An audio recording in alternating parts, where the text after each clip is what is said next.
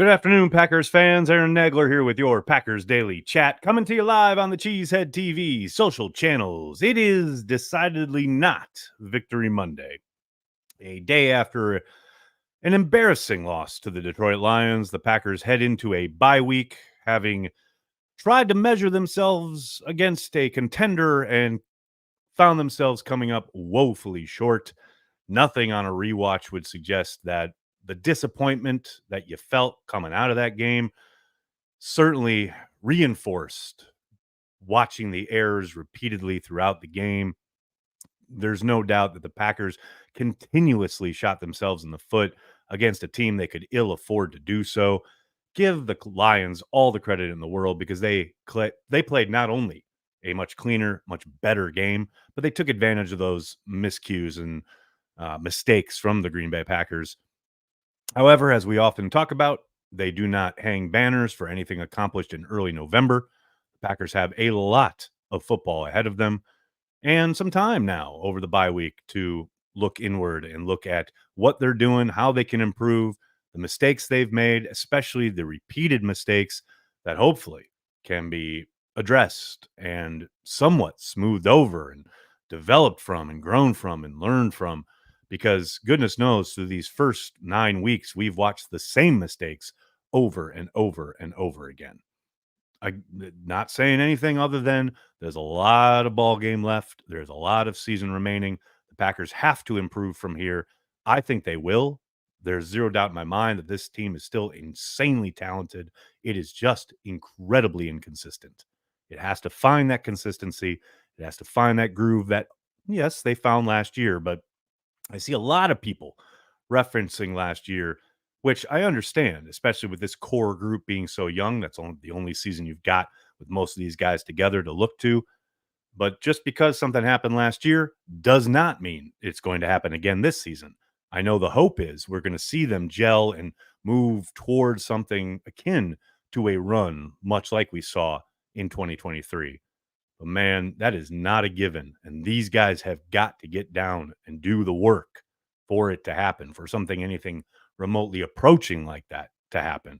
And that starts, of course, with the head coach and with the quarterback. The quarterback in particular cannot be throwing games away, which is essentially what Jordan Love did with that pick six yesterday. I know I probably sound like I'm being harsher than usual about this particular interception, but this is one that directly led to them losing that football game in a way that a lot of the others have not. Obviously, they've been able to overcome a lot of the other interceptions, but the entire kind of fulcrum of the game, swing wise, happened on that play. And Jordan Love has got to be better. And it did feel like post game yesterday, that's the first time I've really kind of heard him be somewhat reflective in the way that in the past we've talked about how he's got the mentality where, okay, that's one play. I'm able to move past it and just keep playing. I think for the first time, he really seemed to be affected by and understood the weight of that mistake and that decision and how it simply cannot happen. He's got to be a lot more precious with the football. And that doesn't mean you need to limit the aggressiveness. It doesn't mean you can't still take, somewhat smarter chances with the ball, but you got to know the context and where you are in the game. And at that very particular moment, he did the absolute worst thing he could possibly do, not only for himself, but for his team. That is something he has got to learn from 1,000,000,000%. Hello, everybody commenting, mixing it up in the comments. So good to see you all. Hope you're all having a good Monday. I see someone already talking. It's a gloomy Monday here. Well, you know what? Turn that frown upside down. Got a lot of football ahead of you, buddy. Packers going to win a bunch more games this season. I guarantee that. Before we get going, you guys know what the drill is. Got to give a shout out to our good friends over at PrizePicks. That's right. PrizePicks is daily fantasy sports made easy. And I know I say that. I say it every time. Made easy. Like, how easy could it be? It's incredibly easy. If you've never even played fantasy, let alone daily fantasy, that is not a barrier for entry here. It's super simple. You just select two or more players, pick more or less on their projected stats, and place your entry.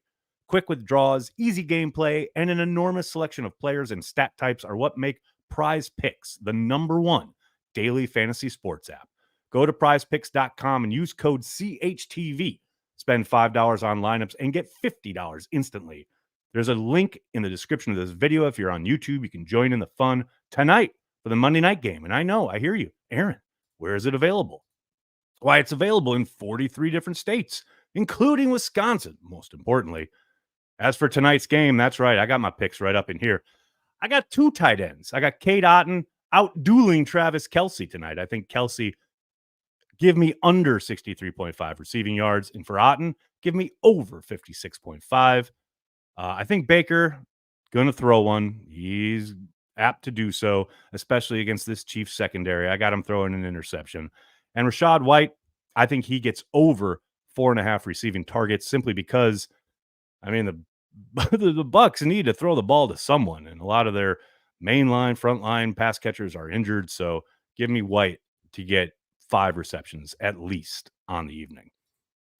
Shout out to all of you. I had a bunch of you message me over the weekend with your lineups. I really appreciate it. Bunch of people with their Packers lineups. I love that. Keep them coming. It's a lot of fun. Like I say, get on it. It's easy. It's fun. And I'm having a ball. And I really appreciate everyone who has signed up and used code CHTV. What's going on, everybody? We got Ryan starting us off with a super chat. How you doing, buddy? Guest Services was able to accommodate me yesterday. I was able to take a friend to their first Packer game. They said they want to go back next year. I'm really glad that worked out for you, Ryan. I know you had been kind of, reticent or trepidatious about heading to Lambeau, but I'm glad they were able to accommodate you. I'm glad your friend had a good time. Just a shame you saw such a bummer of a game in such bummer conditions. Complicated fella. Thanks for the chat here. Hey, Nags, how about an impossible action tomorrow? A blockbuster trade by the Packers to give us something to talk about during the bye week. If you never ask, it will never happen. I don't see it happening, but I've been surprised by a lot of what Brian has done this year as far as his moves and things he's done to improve the football team. I'm not going to say it's impossible. I will say I'll be very surprised. How's that? Ryan, thanks again, man. I think my friend would prefer a roof on Lambeau. Well, yeah. You see, yesterday is the kind of day where if the Packers win, it's a lot of fun and you're in the rain and everyone's a vibe and it's great. But when you watch them shoot themselves in the foot repeatedly and lose a game and essentially get somewhat dominated by an opponent in the rain and in the crap, yeah, I can see how that's not an experience anyone wants to repeat. No doubt about it.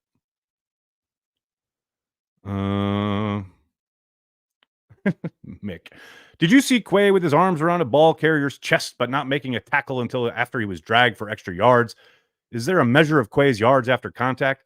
I did see, and probably I know the play you're talking about in particular was a David Montgomery carry. Have you seen David Montgomery do that to literally almost every single human who plays defensive football in the NFL?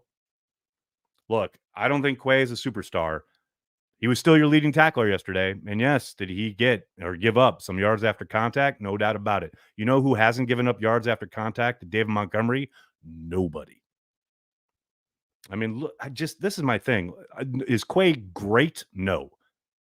Was Quay wonderful yesterday in that game? No. Is Quay playing out of position? Yes. Can you win with Quay? Yes. I get he's a popular whipping boy, but he is far from even a major issue for these Green Bay Packers, especially yesterday. Danny G, thanks for being a Carry the G Club member. Really appreciate you, man. No Way Love should have come back in the second half. Game was over at halftime. Oh, I very much disagree with that, Danny. I do think there's a conversation to be had about sitting Jordan Love. I talked about that with Andy today on Let's Talk Football, which I encourage everyone to check out. I do find myself concerned for the young man fighting through injury, which Matt LaFleur literally admitted he is doing in his post-game presser yesterday. If that is the case and he is fighting through injury while out there trying to make things happen, maybe it's time to have a conversation about sitting him down until he's right. Because God knows what damage he might be doing, not only physically, but mentally, what bad habits he might be incurring because he's trying to overcome these injuries. I love that Jordan Love is the face of the franchise. I love him as our starting quarterback. but let's get him right. He hasn't been right since week 1. You invested in this guy long term to be your guy at quarterback.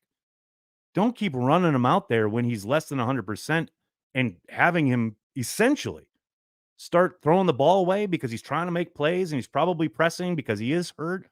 I just think it's a bad slope that they're going down right now. And hopefully the bye week comes at just the right time and he does get right. And this is all academic, but man, he's making plays and making decisions and doing things that seem very uncharacteristic comparative to the guy we saw down the stretch last year. It's like he's completely reverted and or gotten worse in a lot of different ways.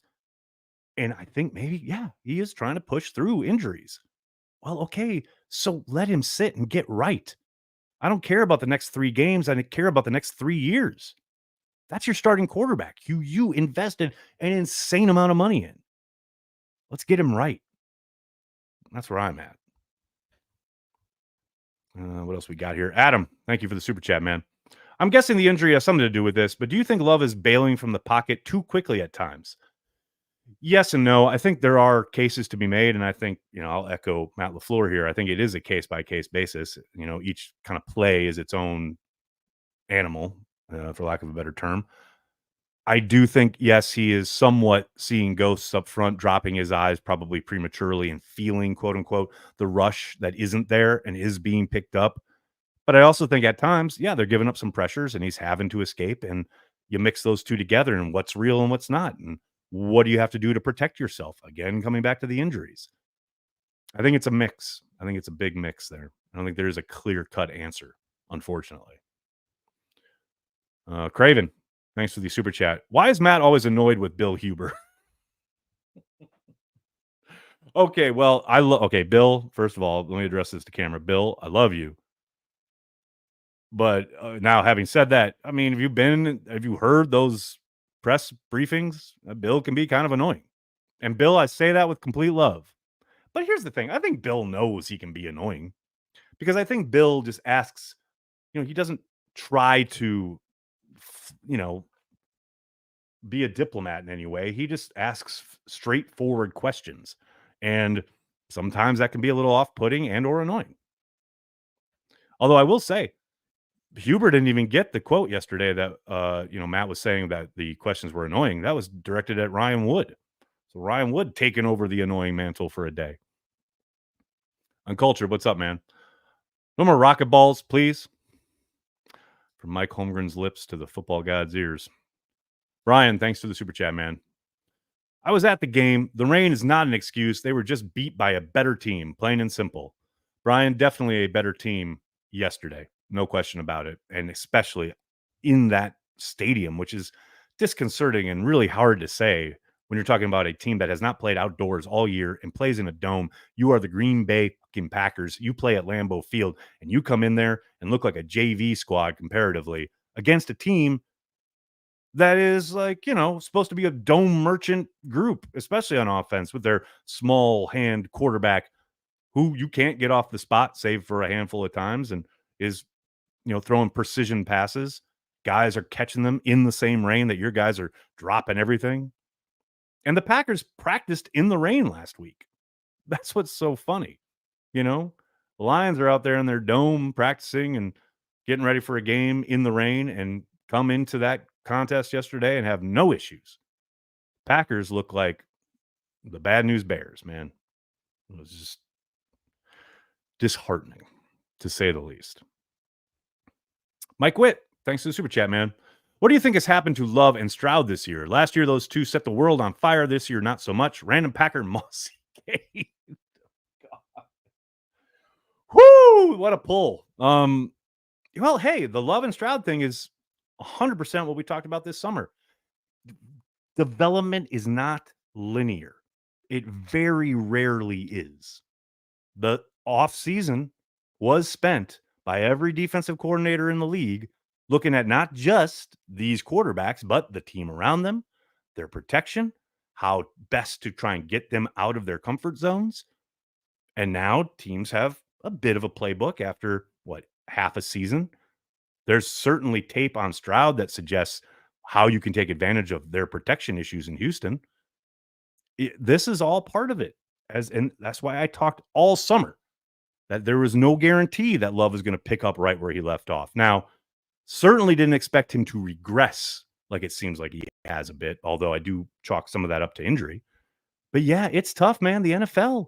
This is why the greats are considered greats because they do perform and produce at a high level with consistency.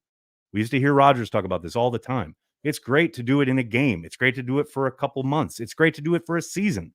But to do it season in and season out for a decade plus, it is impossibly difficult.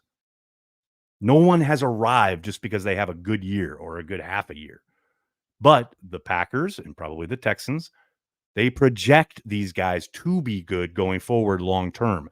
They absolutely need Jordan to keep growing and developing and learning lessons from this first half of this year, hopefully this season, that will make him a better, more disciplined, more consistent quarterback for the next 5-6 years. That's the idea, right? That's why they paid him. They believe in his development. But that development is not linear. Teams are too good, they're too talented. They spend a lot of time figuring you out. And now Jordan is having to go through the gauntlet of, okay, we're going to let you do certain things, but we're going to try and force you to do other things. And can you fight not only us, but your own tendencies and that bait you into doing certain things? I'm not surprised that these guys are having a bit of a go here, and that it's up to them and their coaches and the guys around them, because it's never just one guy, to continue to learn and develop and grow together. And it's a really unique situation with Jordan because he is surrounded by so much youth. It's not like he's got a ton of veterans to lean on. These are all really young guys who are the early parts of their careers who are all growing and developing with him. So that is a pretty unique situation in that regard. Joe, what's up, man? Thanks for the super chat. Looked like a really strong rookie class last year, but only Kraft and Reed have made second-year jumps you hope for. Too early to be concerned? Yeah, I would say so. I mean, we're what, 6, 3, 9 games into this thing. I think we'll see how the back half kind of plays out. I think injuries have something to do with that, obviously, but I think there's a lot of ball game left there. Hell, I'm not even going to be, quote, concerned about anybody or anything as far as draft picks and selections go until at least the end of year 3, for much the same reasons I'm talking about there with those young quarterbacks. It's never linear, man. It's never linear.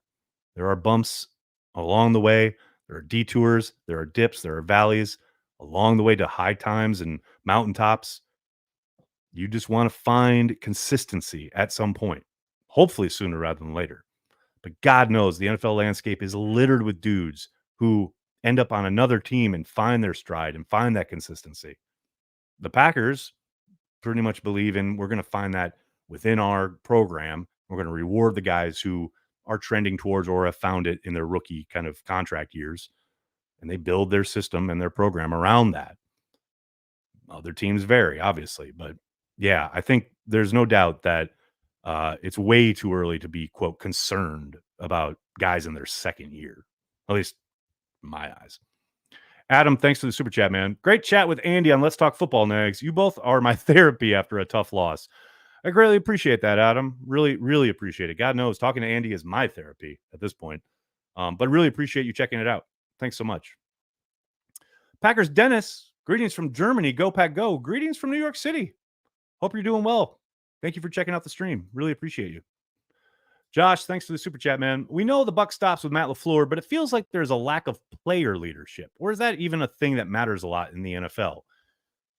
Josh, that's an interesting statement, and I get what you're saying. I would caution, though, against trying to project anything when it comes to players and leadership from the outside looking in. We have no idea what dudes are talking about in the locker room, what they're doing, not even in meeting rooms, but hell, on their own, maybe outside the facility.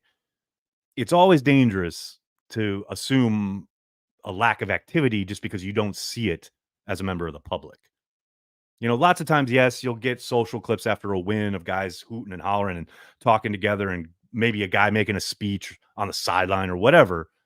And that's all forward facing. And that's stuff we get to kind of consume as fans. And that's great. We love it. But man, we have no idea what's being talked about or who's leading how behind closed doors. You know, and if we do know, it's usually because the team wants us to, or the players want us to.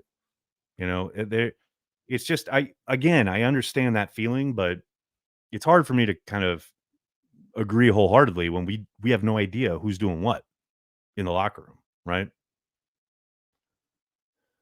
Patrick, how are you, man? Thanks for checking out the stream. Wicks is hurting the Packers this year. Bo should get more playing time at Wicks' expense. Yeah, you can't deny that Wicks has been a very big disappointment up to this point. I would just remind everybody that he looks very much the same way that Devontae looked his second year. And I'm not saying he's going to become Devontae, but this is what I'm talking about when I talk about development not being linear. And as for like at Bo should play more at his expense, I don't know about all that. I think they're very different types of players. I know Bo's got incredible speed, but Wicks is a absolute kind of release merchant off the line and can create separation in a way that pretty much no one else on this team can do. I understand why he continues to play because of that. He gets open. He just has not been able to catch the ball with any kind of consistency. I do think there's something to the idea of limiting his snaps a bit more and allowing more guys to play as a core, right? Like having basically Watson, Dobbs, and Reed on the field the majority of the time, and everyone else trying to pick, a few snaps here or there, depending on injuries or the opponent and what they're trying to do, scheme wise, etc. But I don't know, man. It's for me. Yes, Wicks is struggling. There's no doubt about it. But the talent level is undeniable. I think you do him a disservice in his development to completely cut him out of the rotation. But I agree that, at some point you're trying to win football games. You got to get the guys out there who are going to be catching the ball consistently. And right now, Wicks is certainly not one of them. Ed, thanks for the super chat, man. I'm getting sympathy from Bears fans, freaking Bears fans. So glad we will run the table after the bye week. There you go, Ed. There you go. Some positivity up in here. Oh, Preston, I think you're pretty astute here over on Facebook. Not having Josh Myers in the game yesterday shows just how valuable he is to that O line. I mean, yeah, there's no doubt that they still operated at a high level. You certainly were drawn to the bad snaps, and they cost the Packers points, zero question about it. But I do think I've seen you're like the third person I've seen. Like, I believe I think it was Portmaster on the post game chat was like, I will start going a bit easier on Josh Myers. Myers plays at a high level, and I understand he's not rated highly by PFF or whatever. I don't give a shit about any of that. For this team, this quarterback, this offensive system, he's a good fit. He does a lot, and he helps the offense way more than he hurts it. And you saw kind of the cascade effect there, right? Jordan Morgan's not out there. If Josh Myers is playing center and Elton's at left guard, when they try and take that shot to Reed, that's probably blocked up and Jordan probably hits it instead of getting off the spot because Morgan lets that pressure through and now he's flushed and all of a sudden he throws the pick six and the game totally swings. Cascading effect. What else we got here? Joe, what's going on, man? Non-Packer note, go watch Music by John Williams. Oh, way ahead of you. Greatly, highly recommended. Vin V, thanks for the super chat. Always appreciate Cheesehead TV on my ride home from work. Go Pack Go. Vin, we're happy to be here for you, buddy. Thanks for making us part of your Packer routine. Greg, thanks for the super chat, man. I don't mind losing to the Lions. They are a legit good team. I just mind giving points away. That's inexcusable. I think that's perfectly stated, man. And that is the frustration, right? That you tip your cap and you talk about how good the Lions are, how well coached and how well they played. I'm 100% behind all of that. But as a Packers fan, as a fan of the Green Bay Packers, to watch my team give things away, whether it's points or opportunities, what have you, with boneheaded mistakes or pre-snap penalties, or even like just selfish shit on sportsmanlike conduct stuff, all of that, that's inexcusable. That's where it gets very, very frustrating as a fan. Bakester, 34, thanks for the super chat. Josh Jacobs, good at football. I think I agree with your police work there. Well stated. Klaus, thank you for the super chat, man. I couldn't support the retired player thing last night since I'm not in the US. Can you put this into that pot? Klaus, absolutely 1000%. No question about it. Thank you so much for bringing it up. Thank you for reaching out and asking. Make certain that goes to it. Anybody who is not aware, make sure you join us for our watch parties all throughout the month of November. Everything that we do, every bit of revenue, all the donations, all the ads, everything going to Pro Football Retired Players Association. Greatly appreciate Klaus bringing it up. It's incredible. We raised, I believe, over $600 just from donations alone yesterday. That's through your generosity.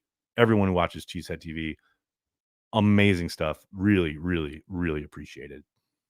Henry, thanks for the super chat, man. Do you think we have the personnel to run 4-3 defense? Woo, baby. Not really. Not at linebacker.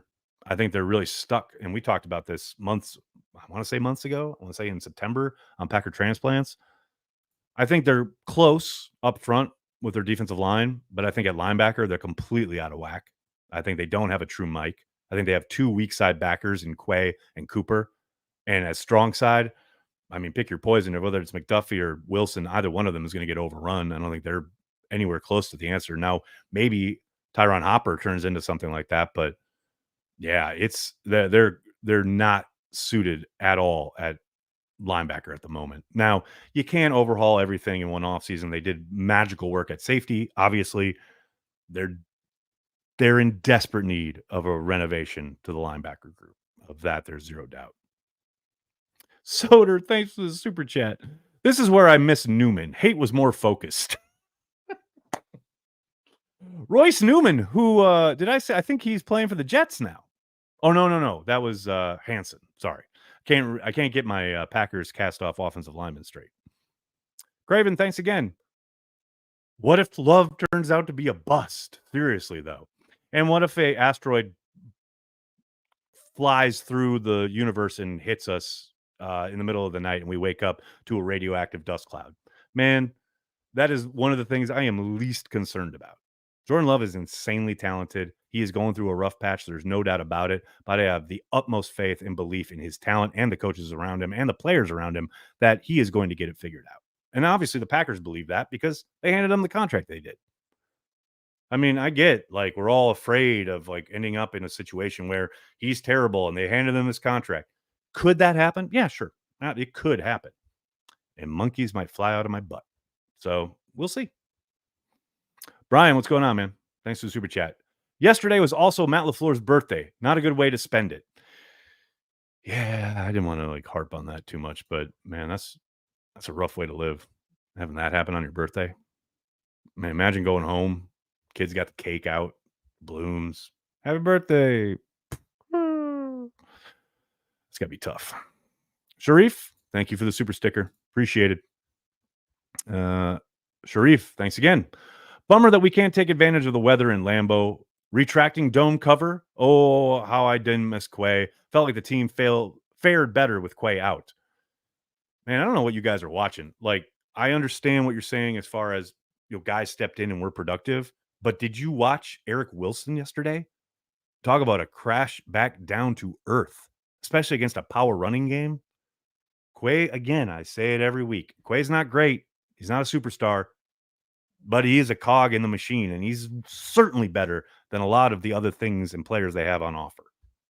I don't know why, like, people are pining for Wilson and McDuffie. What do you want? What? As far as a retractable dome cover on Lambeau, sir, you can leave. You can leave right now. But I agree. It is supremely disappointing that the Packers cannot ever seem to field a team that is even competent in the elements, let alone able to take advantage of them and become the better team in the elements, a team that plays in Lambeau Field.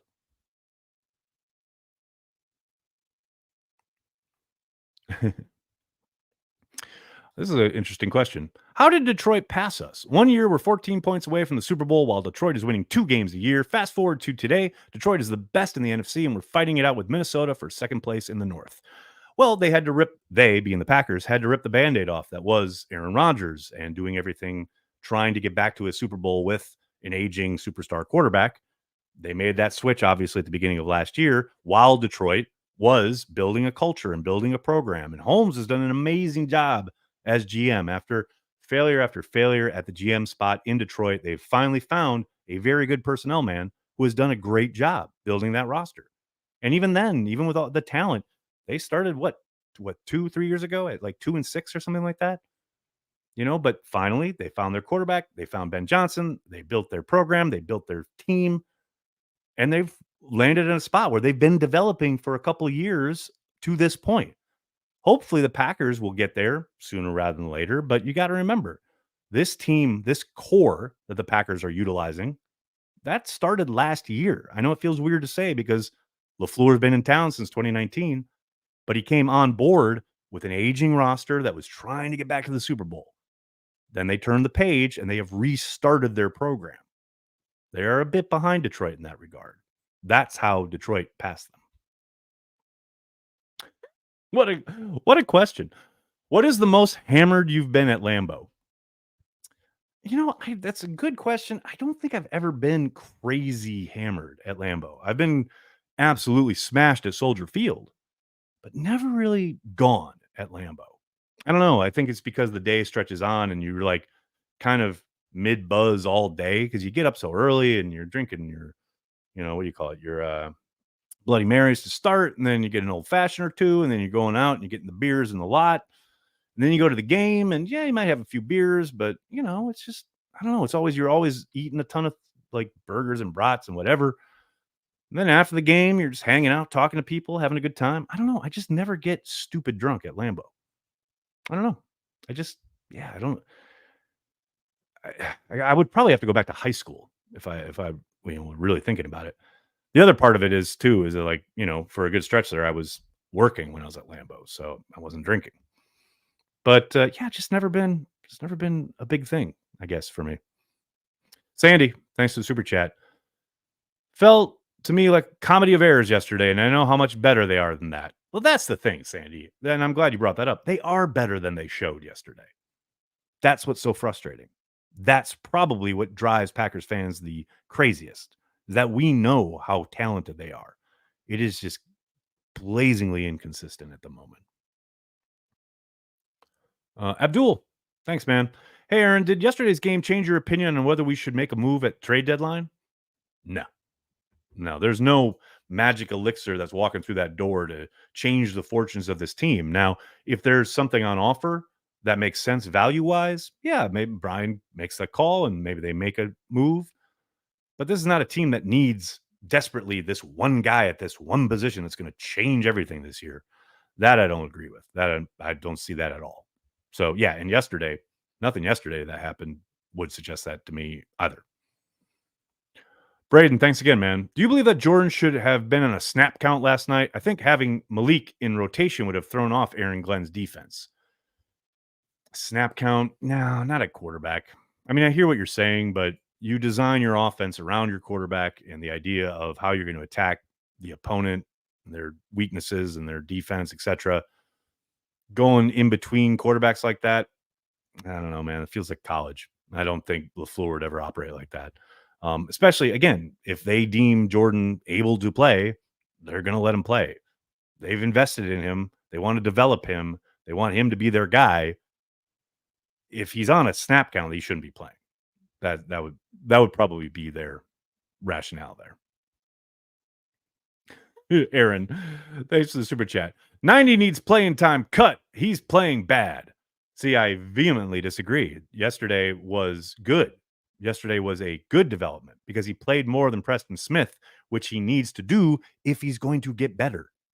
And plus, if you have him out there over Preston Smith, you're not losing anything because Preston Smith has done fuck all year long anyway. And look, I love Preston. I think he's been a great Packer. He's done a lot for this team, but he has been absolutely invisible this season. So I'd much rather have the young guy out there doing nothing and hopefully getting better and learning from it, breaking down the tape with his coaches during the week and hopefully developing things off of that tape that he can learn and grow and get better at, rather than trotting out Preston Smith more. That 100% want 90 out there. And yesterday was the first time we saw more 90 than 91. Abdul, thanks, man. What's your record prediction second half of the season? I think they win 6 more games. How's that? Craven, thanks again, man. Best cheese curds in Green Bay? Ooh. That's a controversial question. My favorite are Kroll's. I know everyone will jump down my throat for that, but I don't care. Those are my favorite. Ed, thanks to the super chat. When will Matt have the team start watching Packers Daily every Monday? I believe that will be when hell freezes over. Germ, thanks, man. Wish these linebackers and D-line could get it together. Sucks to spend so many high draft picks on defense for decent to mediocre results. Go, Pack, go. Interesting you use the word results. They just held the Detroit Lions to 17 points. Yes, 24, but 6 of that is on Jordan Love. 7 of that, actually. 17 points. The Detroit Lions have been scoring 30 plus almost every week. I'm just saying, man. I get it. I understand it's frustrating to watch them move the ball, score, take control of the game. But at some point, you got to give a little credit.